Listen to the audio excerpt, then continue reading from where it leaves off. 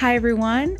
This is Lee Perry, and welcome back to the Organizing to Victory podcast, where we're talking garage politics. Today, we're inviting our friend Nick Thurston, who's a campaign strategist here in the Central Florida area, and we talk about how data can really inform our strategy when we're trying to talk to voters about things that directly impact them. So let's get into our conversation with Nick. Oh my God, you guys, today I have my really good friend Nick here, who I really look up to because he does a ton of campaigns, and I'm hoping to sharpen my campaign strategy skills. So welcome, Nick. How are you? I'm good. Thank you. I'm really excited. I'm thankful to be here and dive into a bunch of politics, campaigns, whatever we get into. It's exciting. Well, everybody has opinions. Opinions are like elbows. Everybody has them. But when it comes to politics, I have a lot of people on who are kind of in the world, but I think we're in the world always from this sense of like how we feel as Democrats right now in the political world. You're actually on the field and you're looking at data, and the data is informing the strategy.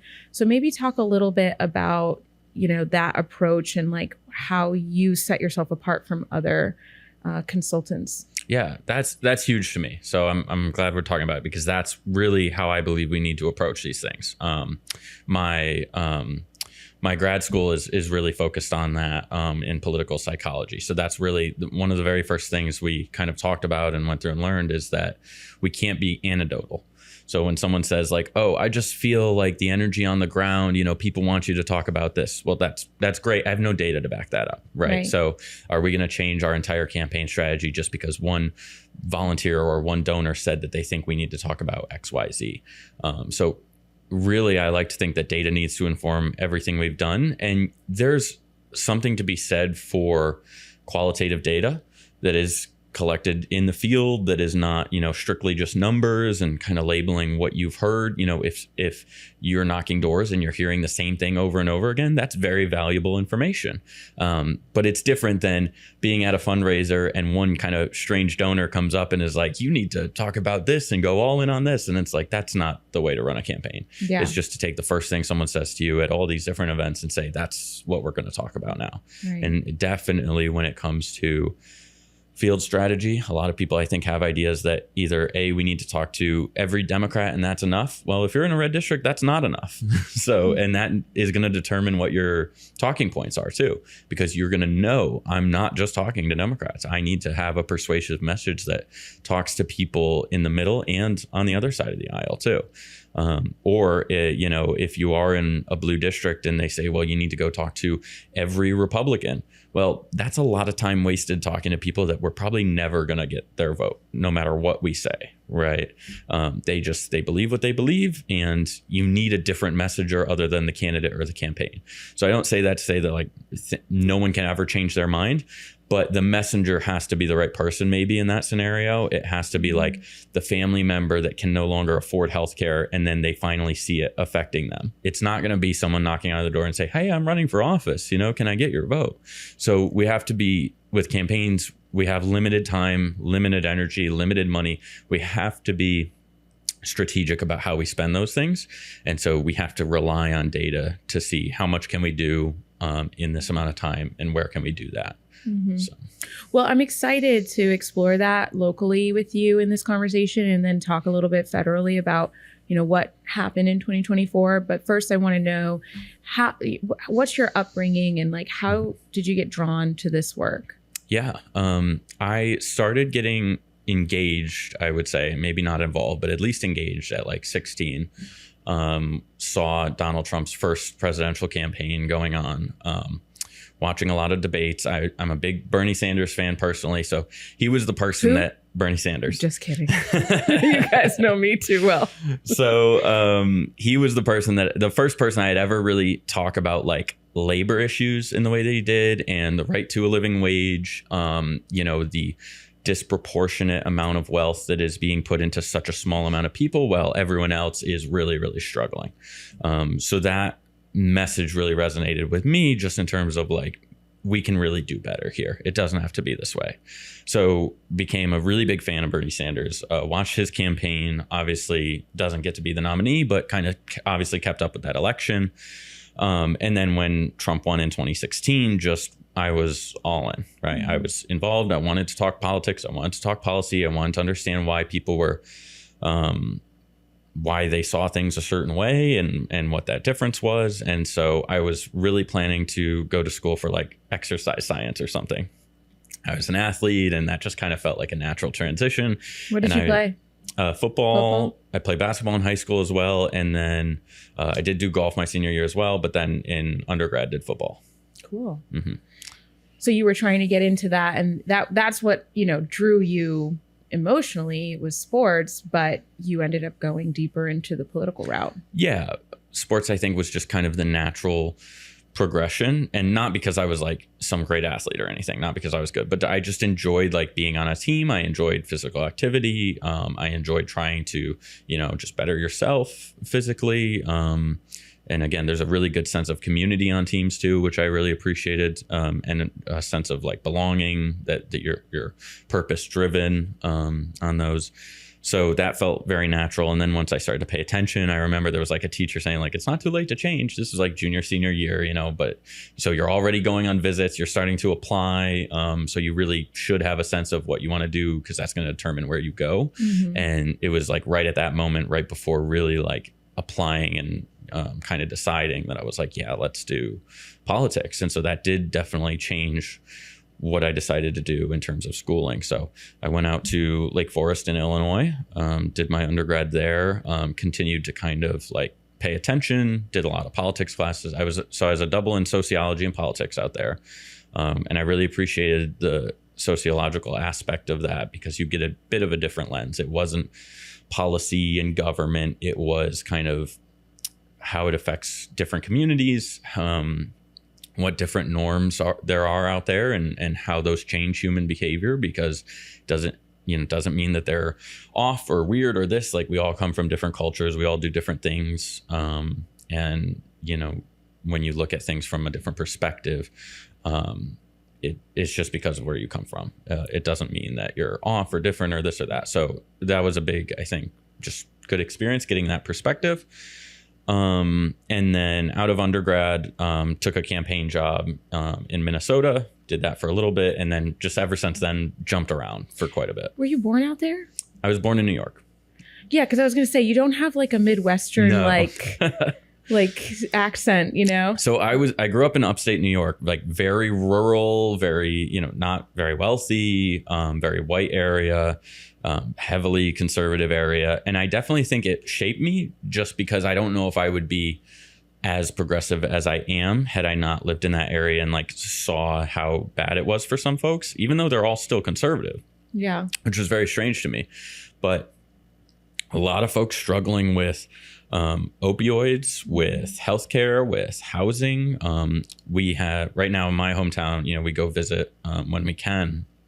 The biggest grocery store right in the heart of town shut down like a year ago, and it hasn't been replaced yet. And so really that our hometown is like a food desert right now, honestly. The only thing you have is like Dollar General.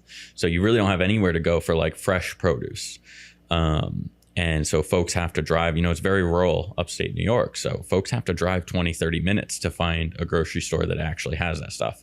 So if you're someone that's living paycheck to paycheck, you can't afford the gas to get out there. Maybe you don't even have a car. What if the car breaks down that you do have? Like, you're really out of luck for fresh food. Mm.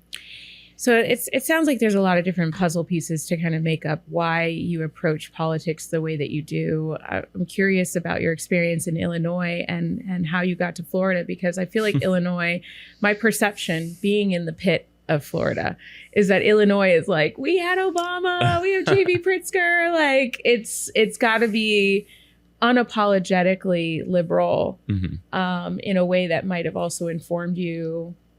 And how you got to Florida is just, I have no clue. It definitely, like, there's an aspect of that out there, certainly. And I love being in Chicago in the city. We're about an hour north at Lake Forest of Chicago.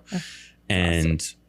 You could get on public transit and get right to the heart of the city, which is really cool. Transit? What is that? Yeah, in Florida, we don't really know what that is.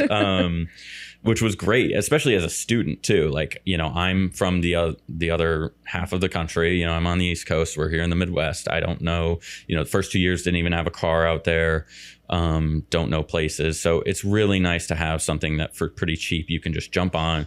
You're on there for an hour. It's like a 30-minute drive anyway. So you don't have to worry about driving. So what's an extra 30 minutes really? You're right in the heart of downtown. That was really cool.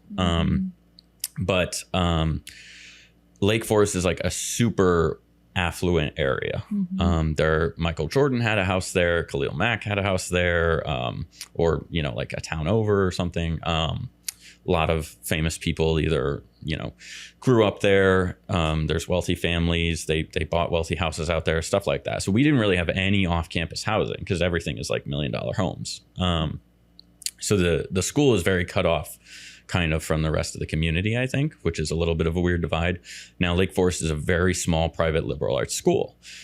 However, I was on the football team, which is the biggest kind of collection of conservative people on the school. So there was always a really weird divide of being, like 200 plus pound, 6'2" white straight man on a very conservative in a conservative group on the football team, but being a very liberal, progressive person that, wants to work in politics or policy some way or another when I was growing up. So that was always a very strange divide. So even in areas where you think of them as like blue states or very progressive states, there are always those pockets that are different. And especially like growing up in New York, that was a big thing too, because when I say I'm from New York, everyone's like, oh, the city. No. Very different in New York. You're driving an hour to get anywhere. When I was riding the bus to high school, it would take like an hour and a half to get to school. So you're up very early. And even like my house, we were out in the sticks. We would be passing Amish on the way home. We actually heated our house with a wood stove the whole time I was growing up. So you're out there in the dead of winter, chopping wood, bringing it in. Were your parents conservative? So my father's really conservative, but I lived with my mom growing up, and she's liberal, progressive, but wasn't very involved until I became involved. And similar to my grandmother, who I lived with too, with my mom, I think they're always left leaning, but they weren't super vocal or outspoken or just as tapped in. So what said politics as your future? Like what? One of the things that I really like about politics is, again, I just am used to being on a team. So you do have community on your side of the aisle. You have that team, but it's also very competitive. And I like that aspect that no matter how hard you work, sometimes it's just not your day. And at the end of the day, someone's going to win or lose. Something's going to happen. And so I'm also very process oriented in that regard, that like same way you prepare for a game this week. We work really hard. We do the right things. We put ourselves in the best position to win. That doesn't mean we're going to, even if we did everything right. Yeah. And so we have to do the right things. We have to hunker down, work hard, do what we know is smart and right. And then eventually good things happen if we keep doing that. It's strategy. I mean, you just like playing football, you have to come up with like your game plan, your blueprint of how you're going to win. And it's informed by the other team. It's informed by all these factors outside of just how good quality your, team members are. And too often, I think that we really look at campaigns or politics as like there's some magic wand idea or issue that's going to win this campaign. And I've seen it from candidates that I've worked with. I've seen it from donors and volunteers that want to come up with wild ideas. And especially now, everyone's like, well, I put it into ChatGPT and this is what it told me. And I'm like, that's great. But campaigning is really hard, and it's a lot of really hard work. It's a ton of time and investment, and there are things that we know work, and obviously every campaign's a little different. We do things a little differently. Right now, everyone we work with has like different vendors. Every logo has been designed by a different person, but the strategies that work, they work for a reason, and those do evolve over time with new technology. But there's no one thing that's just going to magically appear that's going to win you this election. It's the hard work and the dedication that we all know it's going to take. So we really have to just do what we know is right. We have to do the hard work. And eventually good things start to happen. You pile good days on top of each other, and that gives you the chance to have a great day at some point. Well, excuse me. Something I noticed that you do that I really like is that you have kind of the best of the best candidates. I love our slate. I absolutely love everyone. Like you don't, and maybe that's also informed by the fact that we're like a little blue bastion of hope in Central Florida. I think it would be different if we lived in Miami or in the Panhandle or something. It's definitely different. Like we want to, we don't want to be just exclusive to this area, but I've had folks ask me if we're going to work in different places. And it makes me nervous to do that because at the end of the day, if something goes wrong here, I'm in person and I can run and fix it myself. And I can't do that if it's a client over in Tampa or, down in Miami. And so that does worry me a little bit, but we do want to expand out,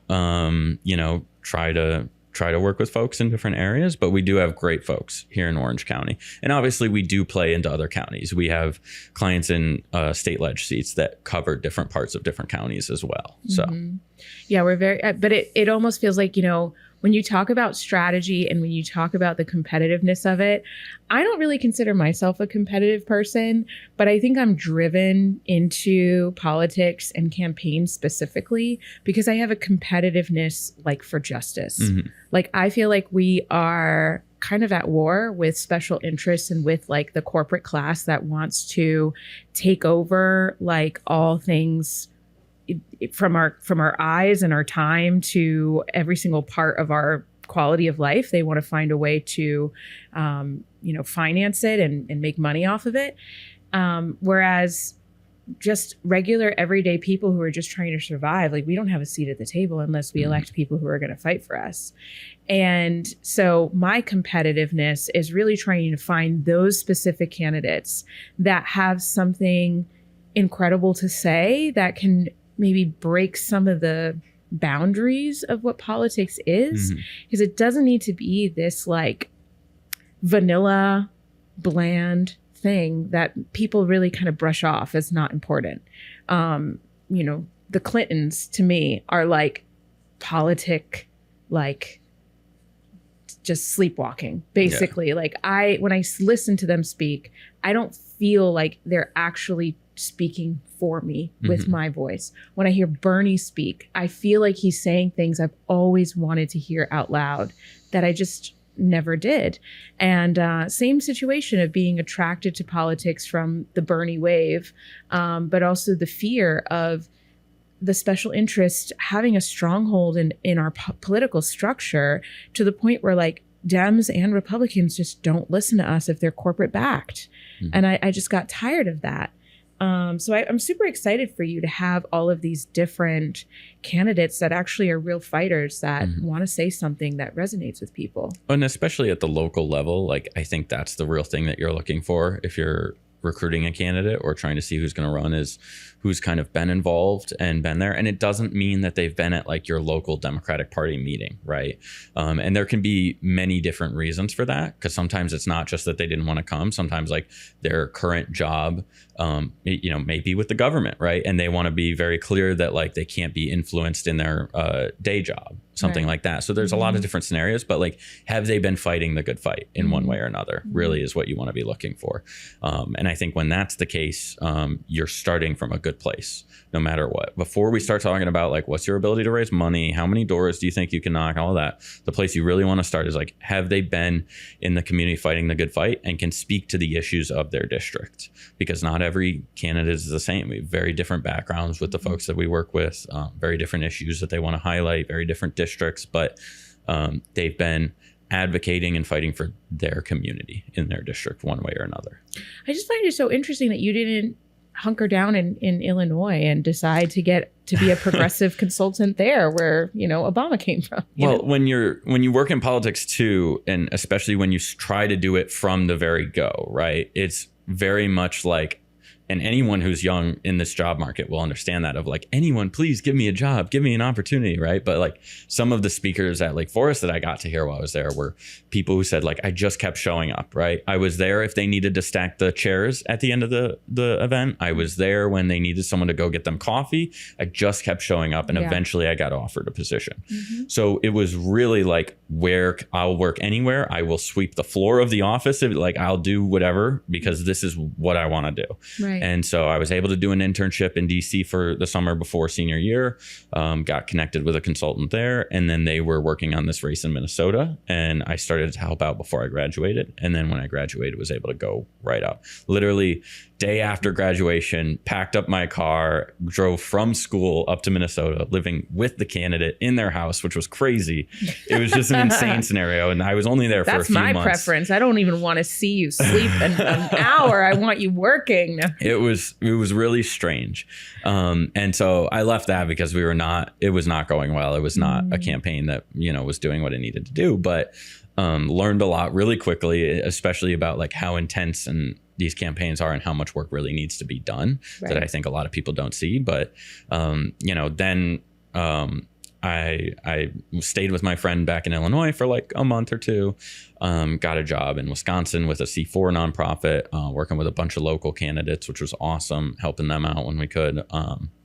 And then same consultant called me, had a gig in South Carolina that they were willing to have me manage. So went to South Carolina, took that because I wanted to be back on one campaign. I really kind of missed that excitement. Was there for about a year, and then we moved to Florida. And we really just moved to Florida because we had family here and stuff. And when we looked at the map, I wasn't too far, obviously, in South Carolina. I kind of liked the South. It felt weird, but it kind of like felt cool to be the underdog, right? And be like, oh my God, there's so much red, and if we can win a seat, like it'll be huge. Yeah. So I kind of liked that idea of like going into, I guess, like the heart of the beast and like trying to pick up some seats where we could. It doesn't mean you're flipping every state blue or anything, but trying to make real progress where there just wasn't a huge foundation already. And then when we looked at Florida, though, I knew that it was only going to be like Miami or Orlando to be able to find enough work to really do. You're really one of like 3 people I've ever heard sought out Florida, because I really feel like I want to be in Florida for the political revolution because of exactly that. Every little race, every little win just means that much more. Yeah. And we really are the underdogs, just like kind of fighting for our lives. But a lot of people in politics, I feel, are like desperate right now for just a voice and desperate for justice and desperate. They're fighting back, and they see it as the resistance against like the DeSantis regime, because everybody says Florida was Trump before Trump. Like we were getting more and more conservative and passing all the bills before Project 2025 was even a thing. It was already in Florida, already happening. Well, that's the thing, is like, it's not even that I think Florida is just this such conservative place ideologically. I think you're seeing what something like Project 2025 could do to a place. I mean, there are so many issues. I don't think a single person in the state of Florida, except for maybe like Ron DeSantis, is like, oh, our state is perfect. We have no issues that we should be working on right now. And, we have a super vibrant environment here that is quickly going away and diminishing. We are surrounded by so much water in this state too. How long until people are just moving inland and inland and inland because they have nowhere to live? Their homes are being put underwater. And what's that going to do to the economy and to housing when we're now cramming even more people into a smaller space? You don't even have things like protections for workers outside in the state anymore, which is crazy in a state that's so hot and sees so much sun.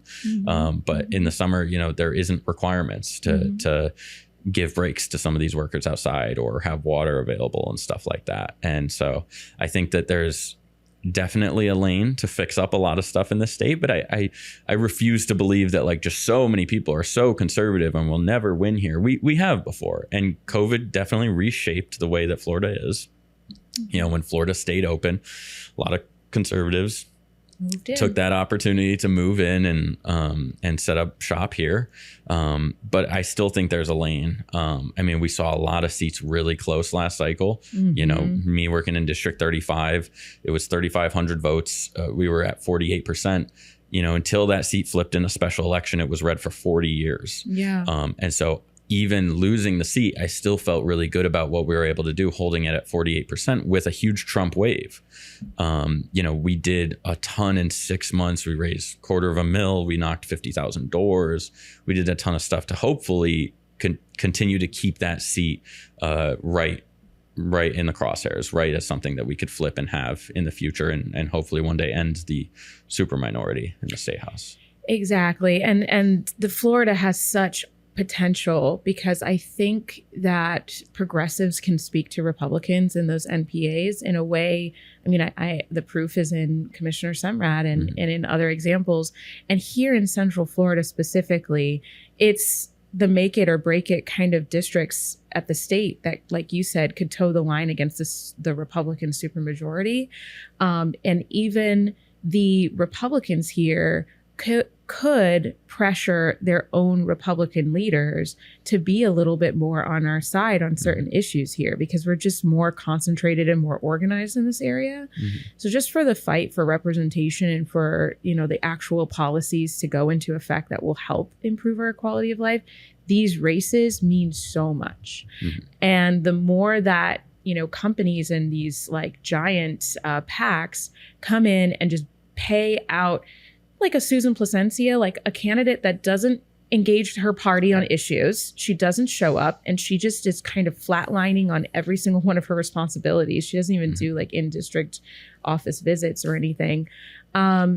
It makes people discouraged in engaging in politics, and that hurts all of us. Yeah. And even in like campaigns too, I know sometimes people think campaigns are like, can be shady or this or that, but I like to think of it as a way of like, you're in a job interview, you're interviewing for these people to elect you, right? And so there's something to be said for campaigning well, that you went out and you talked to a lot of voters, even if you didn't win. And so I don't appreciate people that get into races and don't campaign, because you're just pulling resources from other people. But like, there really is something to be said for doing it well. It's like a nice thing to see when someone really does it well. They go out, they talk to all these voters.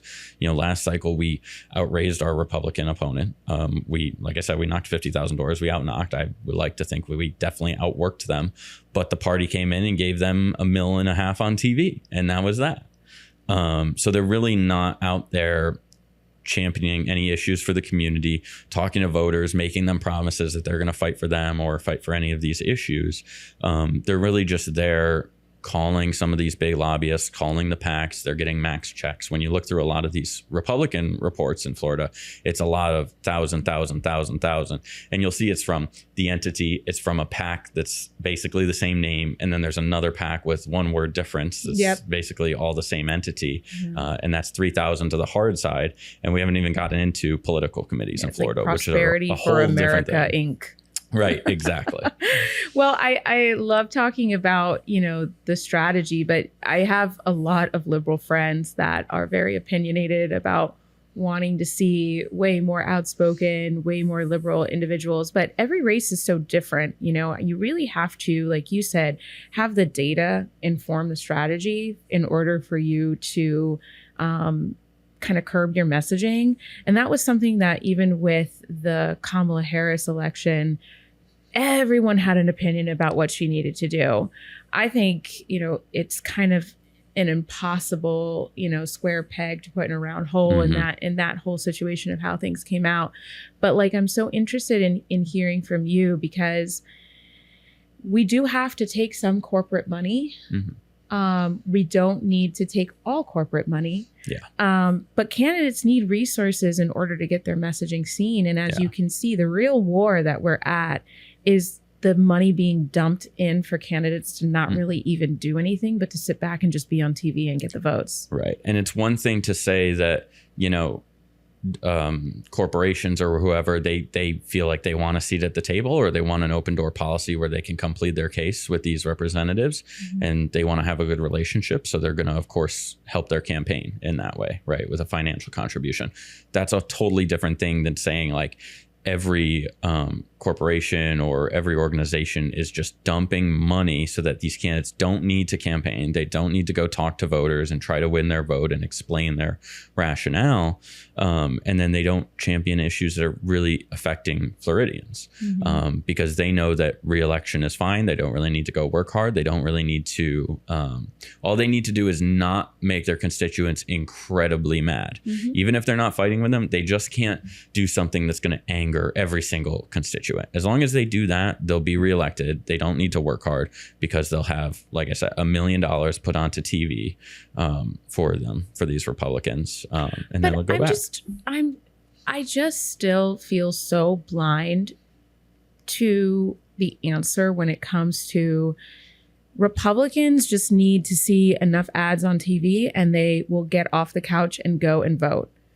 Democrats, on the other hand, especially with Kamala Harris and the Democratic Party at large, everyone has an opinion on all the ways that the Dems need to improve. And sometimes it kind of exhausts me because I'm like, man, Republicans do not have these same standards.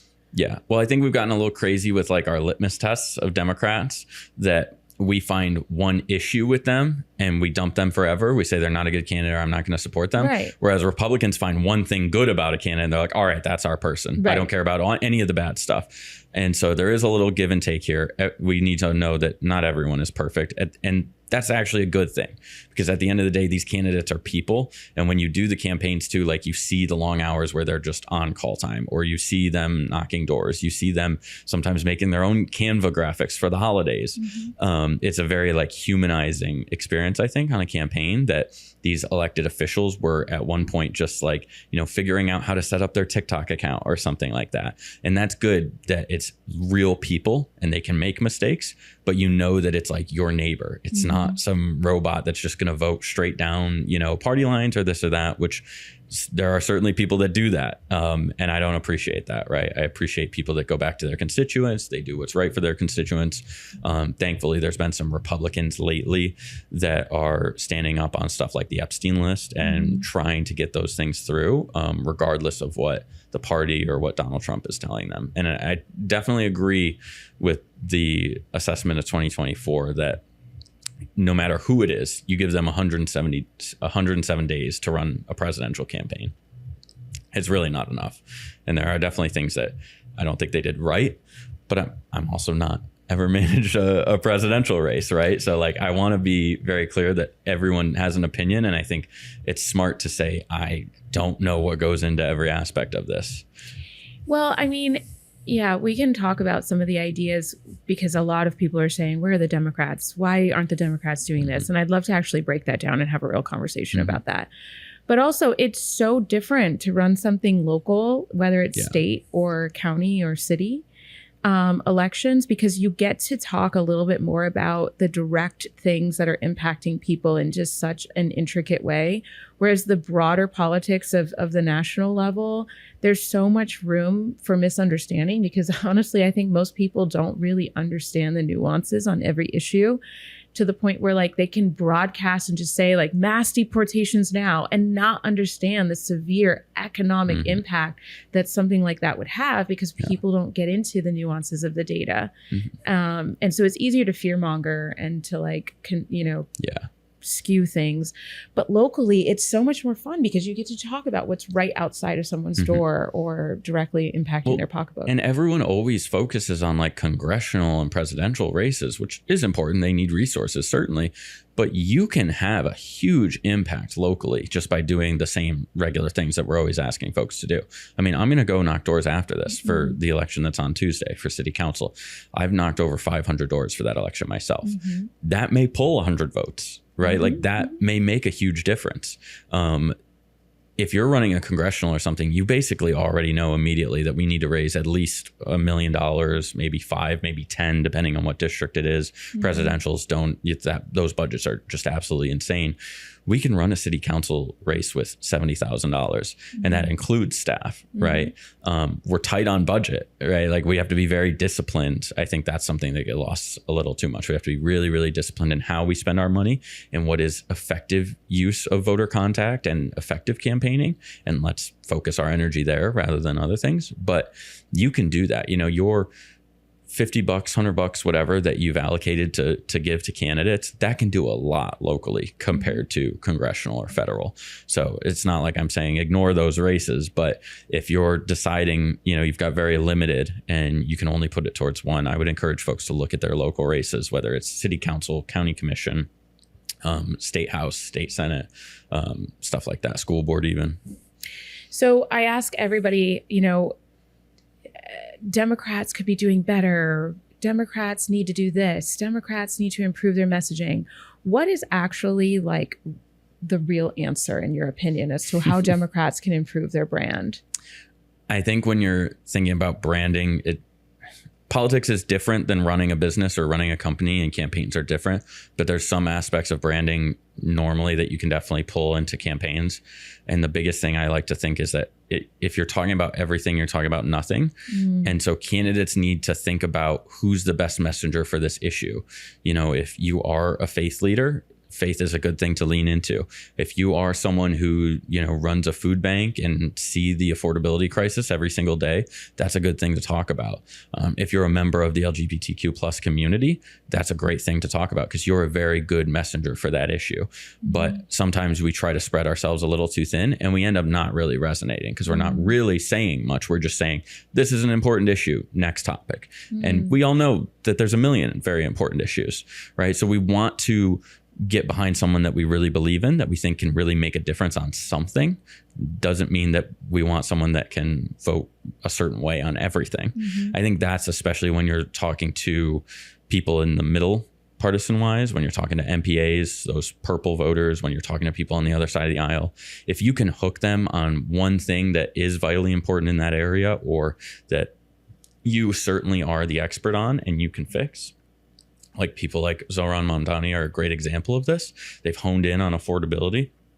They've honed in on stuff like transit with fast and free buses.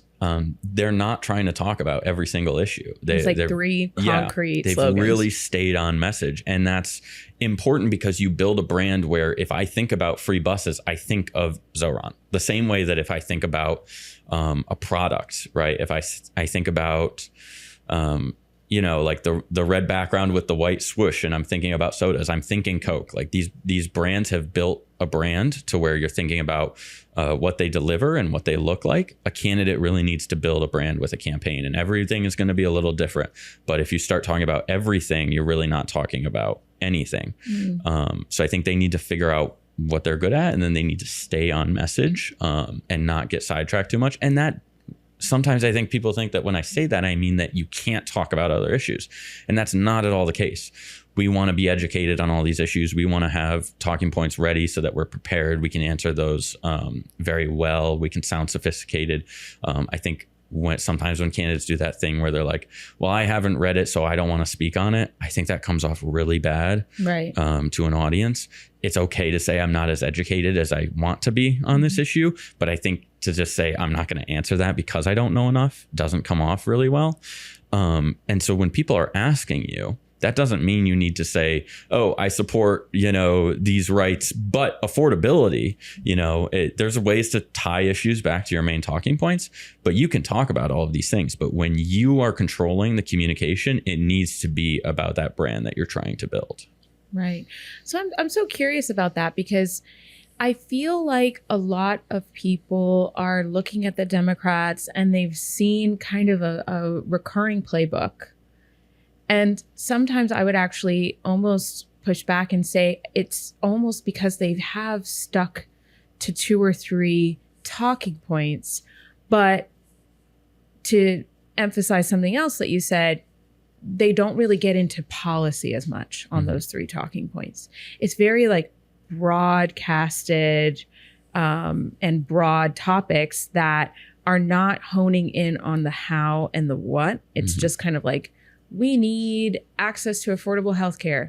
Okay, but how specifically? And what is the exact policy? Because I think they don't want to turn anyone away, or they're scared of harping on something that might make them lose votes.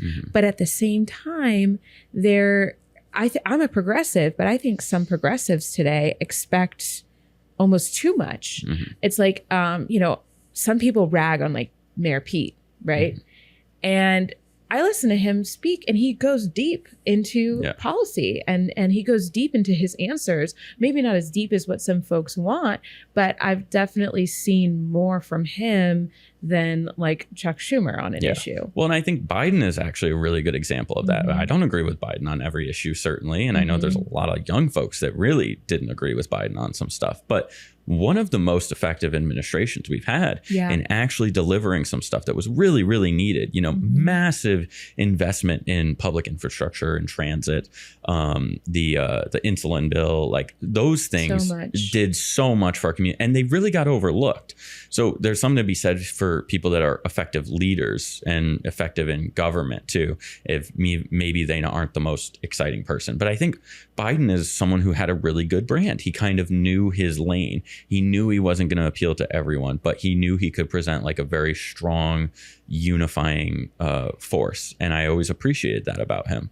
I think that we sometimes get really caught up in dividing people into way too many groups because we feel like we need to acknowledge every single group and everyone is valid and valued. And that's definitely true on a level. But again, when we have limited time and resources, you know, do we need to talk about Hispanic voters and this voter and that voter? What if we just talk about voters, right? Like, and like, oh, you know, this issue affects this community or this community. It affects all of us. There are a lot of issues that affect everyone. And we don't always need to break it down into such small buckets that we get a little too obsessed sometimes with like hyper targeting and talking to these certain people about this very specific issue.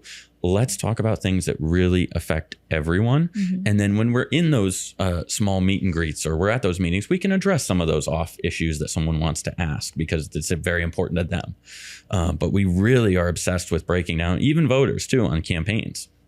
You know, we need to go talk to LGBTQ voters. We need to talk to Hispanic voters. We need to talk to Black voters. And I'm like, we should talk to all voters, right? We should talk to our entire universe. And the common thread is affordability. Yeah. I mean, right now it certainly is. And I think when you're talking about the Democrats' brand in general, we really lost a bit of our brand through the Obama era, leading up into Bernie Sanders and, 2016. I think we went so corporate. We were kind of turning away people who said that we could have all of this progress, and we wanted to play to the middle so much. People want folks that stand for something, not just against other things. I know, but the Republicans went corporate too. They definitely did. It's not like every single Republican is just like a farmer that just walked into Congress. It's like most of them are like from the private industry. Well, and frankly, the truth doesn't really matter. Yeah. It's the perception that matters more than anything, because as we saw in the last election, the truth of who Donald Trump didn't matter. The perception was that he was going to lower prices, even though now we see people literally standing in food lines, people jacking up prices for their health care is going to be out of control. No wage increases, nothing like that. But the perception was that things were too expensive and Trump was some businessman. But we know that that's never actually the case. He's been bankrupt multiple times. He's not a good businessman. Well, I mean, one thing I have to say about Biden is he was not an effective communicator. Yeah. I think if he did what Trump did, which is make sure you have an orbit around you of a bunch of communication experts who live on TV and they understand framing a shot and communicating a message, even though they're communicating the wrong message. But, if Biden had invested in building that infrastructure, I just really feel like we wouldn't have to fight so hard for our brand right now, because our leader of the Democrats, Joe Biden, was basically not able to be camera facing for the entire last 2 years of his administration for the most part. And Trump's ego is something that is so crazy and out of this world, but is what I think helps him in a lot of those areas. What he can say something so confidently, even if it is such BS. It's not true at all, and he may know it's not true, or he may not care if it's true, but he knows it's what his supporters probably want to hear, and so he's going to say it. So I think you're right. Like, we needed better communicators, and we can't just tell people that even though the data shows that prices are going down or inflation's going down, that your concerns are not valid. And we definitely ran into that a little bit. Crafting that message is probably for people that are smarter than me, of like, how do we take this data that is true and communicate it to make their worries lessen, probably never going to go away, but how do we make them feel good about our administration? Because it was super effective. I don't really know what that message would have been in 2024, but certainly now we're trying to craft it. And the Republicans are helping us out in that regard because they're not addressing the affordability crisis at all. So it's very easy to say that they were so focused on it and they've left you behind. They've abandoned you. Right. Well, where do we go from here? I mean, so Florida, you're working on some state races right now that are, really great opportunities to flip a couple seats. How are you feeling about like Jane's race? And I mean, Felipe is going to be a great messenger, but we already have that seat.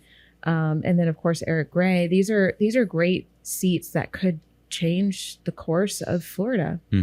Yeah. I mean, I don't feel good with everything that's going on right now because it's horrible to be in the position that everyone's in right now, where like their health care is being held hostage. Prices are just going to skyrocket. And meanwhile, they're throwing Great Gatsby parties. They're giving $40 billion to other countries. It's just insane. But I think people are very clearly seeing that party is not standing up for them. It's kind of just left them behind. And whatever Donald Trump says is what they're going to do. They're going to say how high, right? So in terms of campaigns, I think the political winds will be in our favor in 2026. But none of that means that we can't do the work. The bottom line is that you have to work really hard just to win a campaign. And so that's what I'm focused on more than anything, is laying the infrastructure so that we can be efficient with our time, efficient with our money, and efficient with our energy. And that means really looking at what's effective voter communication, which number one is knocking doors. The best way has always been to pull a vote is to have a face-to-face conversation with a real human at their door, meet them where they are, right? It will always be the best way. We can't knock every door in our district. We just don't have time. And again, there's going to be some of those voters that are just never going to vote for us no matter what we say. So we have to find other ways to communicate with people too. If people have like a 30% contact rate at the doors, people that actually open the door, that's great. That's a great contact rate. Right. So you're going to see less than 30% of people actually open the door and have a conversation with you. So a lot of times you're just dropping lit. So that's another reason why we need to find other ways to communicate with people. And we do that through digital ads, mailers, community events, stuff like that. I try to stay away from stuff like billboards, maybe, right? And I had someone, when I was younger, one of the candidates that I was trying to help out, scrape some money together and bought a billboard. And I remember telling my boss, like, well, they're doing something, so I'm glad that they're getting their name out there or something. And he looked at me like, do you remember the last billboard you saw? And I was like, no, I guess I don't. And he's like, and did it inspire action? And I was like, no, it didn't. So it's just not an effective way to pull a vote. And how much of that money could have gone into a text, which has like a 90% open rate, or could have gone into a mailer where people really do see it at their mailbox. None of these things are 100%. Never will we have 100% communication, but there are certain things that are way more effective than the other. And then we have to find ways to do them cost effectively as well. So I'm really just interested in that, honestly, of like just doing the right things day to day, and then good things happen eventually, not coming in and saying like, oh my God, we've got all these great ideas that are going to drastically change the way the electorate is. It's just not going to happen. But I think we can turn out more votes, especially in a district like 37 here that has UCF. I think that there's a lot of students that we can turn out, but we have to be present on campus. We can't show up 2 weeks before election day and say, all you students are registered at your dorm, right? Not back home. And they're like, no, I didn't even know that was a thing. Right. We have to be present a year before. We have to be going into the other counties. We have to be door knocking. And one of the things that we've done is we've got multiple universes that we knock, and we have petitions that we have to gather. And so we're really targeting those hardcore Democrats that want to hear from us early, not just to help us get those petitions to get on the ballot early, but so that they know who their nominee is. So that 6 months out from the election, when we're looking for people to help us knock doors and get out our message, they've already heard from us. It's not the first time that they're hearing for us. And they'll come out and help us talk to these more persuadable voters that are in the middle. Stuff like that, I think playing into candidates' personal stories instead of saying that you have to be a cookie cutter person and just talk about the same issues that everyone else is talking about. I think that's really important too. And then just bringing really professional folks to the table too. There's so many small details that make a 1% difference like getting the website right, making the branding look cool. I was just out at early voting that's going on right now for the city council elections. I was over there the other day, and the side of the street is littered with yard signs. I mean, there's probably well over 100 yard signs for all these different candidates. And none of them stand out except this one, in my opinion, the nice bright pink with Mira. I think hers stands out a ton. It looks great with all the others.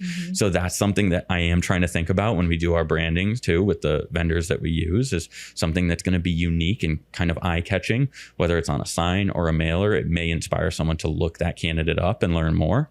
But also just in terms of spending your money.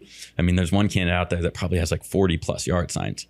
How much of that money could have gone into a text? Because again, for those that don't know, who are watching or listening, early voting is only happening at the supervisor elections office right now.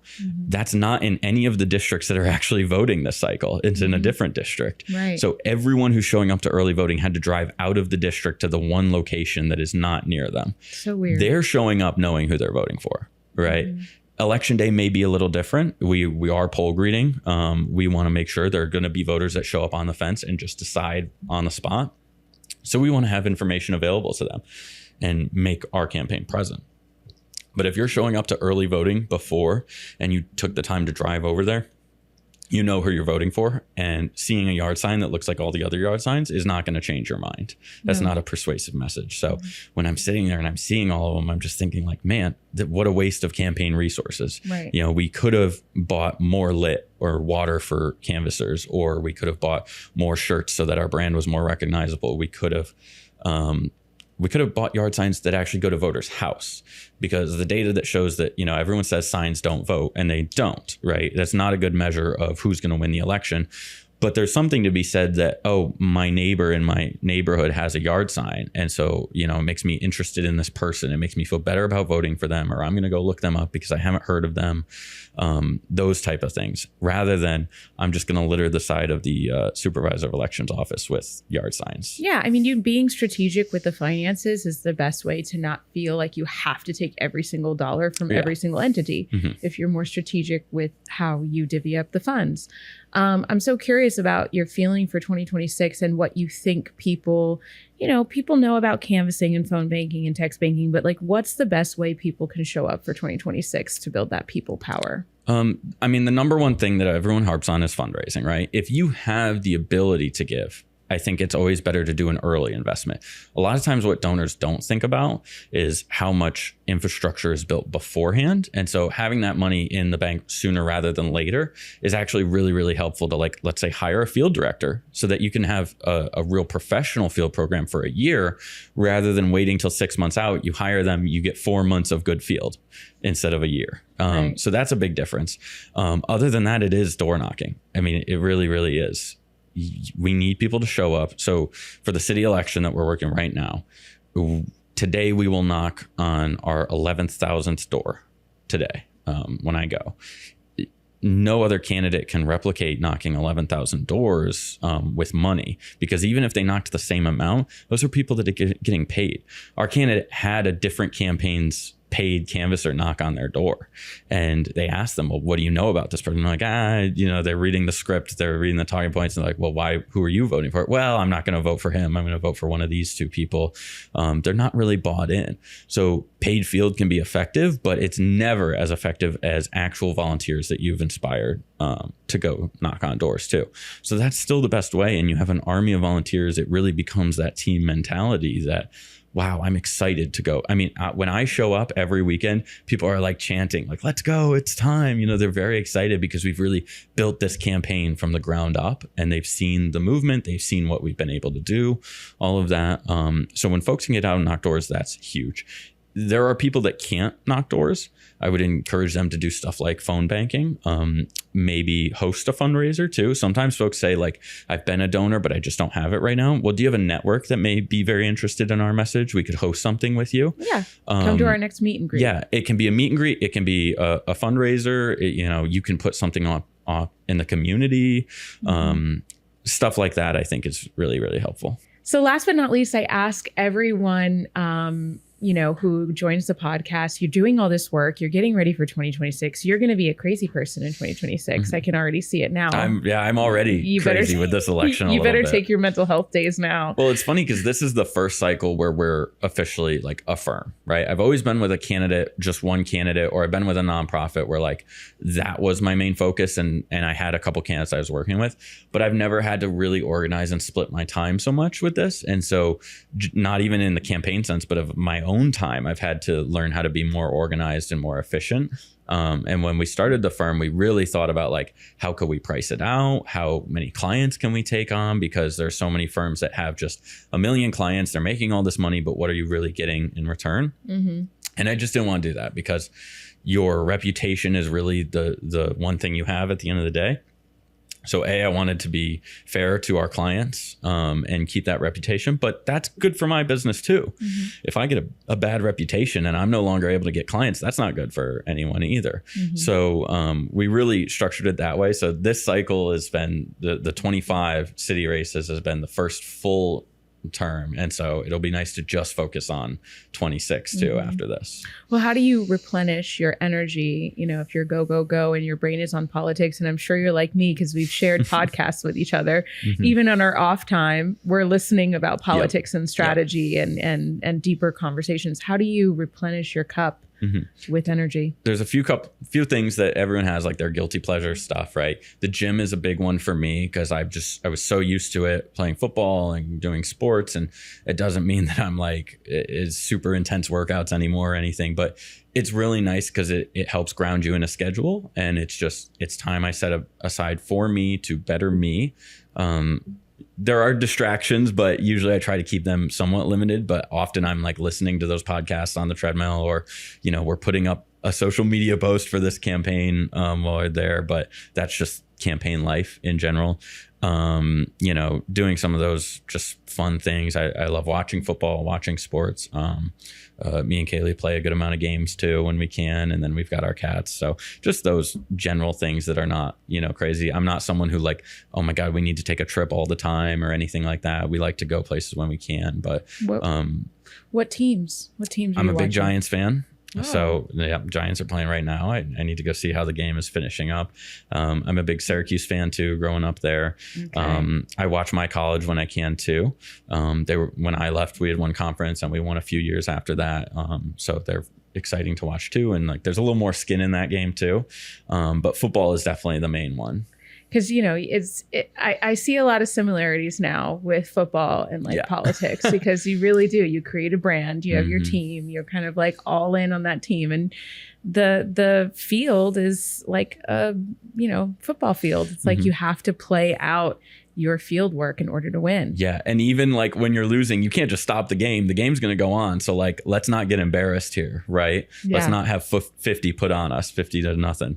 And it's a team sport too, similar to politics. Like if we send out a mailer and the mail vendor messed up the design or something, that's nothing I could have controlled, but it's going to affect me. Similar to if the line jumps off sides, we're going back, 5 yards, but it's not me. So like you're very dependent on other people to do their job right too. So it's trying to bring in the best people. And sometimes like, if we're talking like branding firms or something, it may not even be the best design, but it's someone that's reliable. It's someone that I know will give us what we ask for and I can count on to get things right, even if it's not always the best design. It's someone that I trust. And I think trust in campaigns is a huge thing too. You kind of need that to run a good campaign. Well, I'm super excited to watch you flourish in your work next year. How can people follow you and get involved with some of your campaigns? So we do post an okay amount on LinkedIn, actually. And so our company is Forward Motion Strategies. So if you go on LinkedIn, you'll see that it's like a compass logo. Whenever we launch a campaign, I really like to do the service of we are very excited to help try to send this person to whatever office they're going. That's a really big way.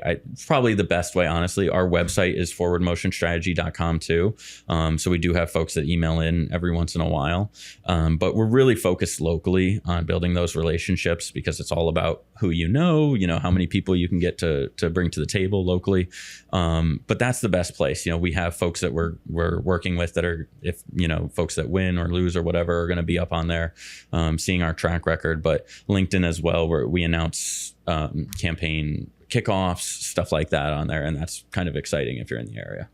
Well, I'm so excited. And thank you so much for making this time. Any last words to tell our guests to look out for you? Not for me, but I would just say, there's a lot of horrible things going on. And so don't lose hope.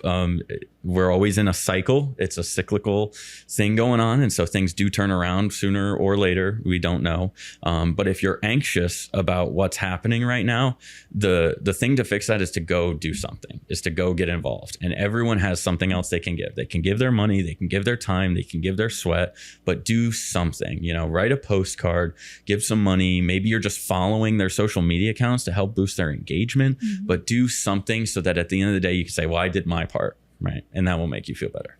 And so now he's going to go and he's going to do something. I'm going to go do my part now. He's going to go sweat for Mira. Yes. And we'll be posting this after the election. But good luck on Tuesday. Thank you. Appreciate it. Awesome. Have a good night, everybody. Bye. Thank you so much for joining us. And please like, subscribe, and share with all of your friends. And if you want to come on the podcast, send us a DM. Go to @organizingtovictory or visit us at organizingtovictory.com. Get involved with this movement. We want to hear from you, and we want to bring people on here that will teach us all one more step to justice. Thank you so much. We'll see you at the next one. Bye.